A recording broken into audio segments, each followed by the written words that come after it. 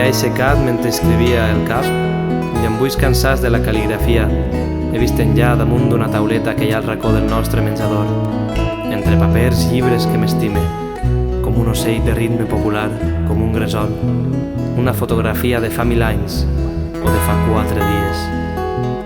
Tu i jo, Isabel, feliços d'un amor i més enllà les sitges del meu poble. La veig sovint i et recorde moltíssim, el cos esvelt com un cànter de nàquera i un breu ocell de tristesa als teus ulls.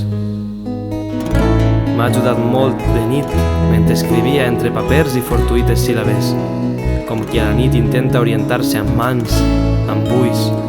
Jo t'evoque i admire aquell instant de l'any 48. Tu vares fer que cregués altre cop i m'has donat la teua companyia, el teu discret silenci, el teu ajut. Aquesta nit t'he mirat novament, et tinc i et veig com el veia el meu cor el dia aquell de la fotografia. Dorms ara al llit i dormen els teus fills.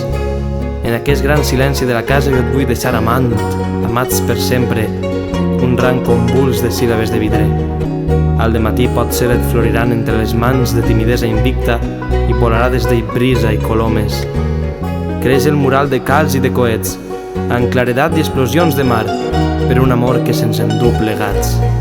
Secret amor, estendard lluminós, barres de sang sobre un blanc intocable, aquest amor salvatge d'un país que t'ha encreuat, estimant-nos moltíssim, des d'Alacant a Castelló, amb els ulls plens d'una llum, una gota de llum. Dic el teu nom, Isabel, i canten els canyars, i pels carrers diversos de València passen amants que es besen en la boca, amb molt d'amor, presos per la cintura, atarantats d'un olor de jasmil. Dic el teu nom i amb una casta reverència el posaré un pitxer amb aigua. Dic Isabel i seguisc el camí.